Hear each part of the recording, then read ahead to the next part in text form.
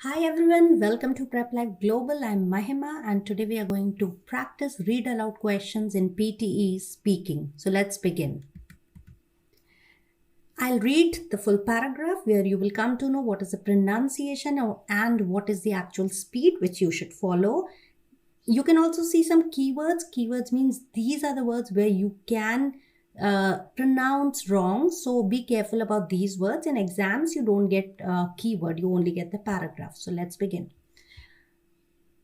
IT may well change the way you live. Yet again, welcome to the world mobile commerce, where your handheld device, be it a mobile phone, a personal digital assistant PDA, or any other wireless application, will soon be used for commercial transactions. Skeptical? Consider these facts. In Japan, mobile phones are used for location-based services where the mobile service provider ties up with a host of other players such as restaurant, car rental companies, etc. World, mobile, commerce, handheld, wireless, commercial, transactions, skeptical. Let's move ahead. In the past, naming English as a separate subject seemed relatively easy. The textbook selected and graded items of language which were put into content and then practices intensively.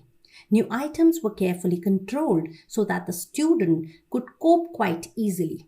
Now that English is used as a medium of instruction, however, all this has changed. Unknown items of grammar and vocabulary appear in text which attempt to explain new and often difficult information. Let's go ahead. The tsunamis could provide crucial information about the habitability of ancient Mars. The first one occurred when the planet must have been relatively warm and amenable for life because it carved out backwash channels as it returned to the sea.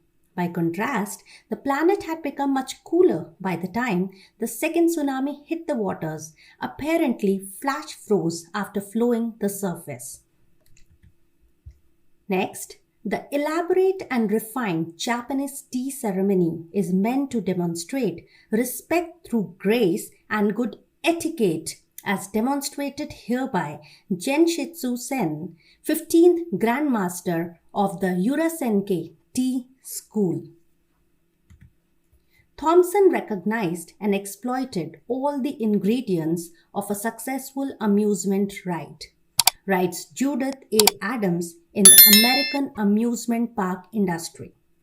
His coasters combined an appearance of danger with annual safety, thrilled riders with exhilarating speed, and allowed the public to intimately experience the Industrial Revolution's new technologies of gears, steel, and dazzling electric lights. So that's all from my side.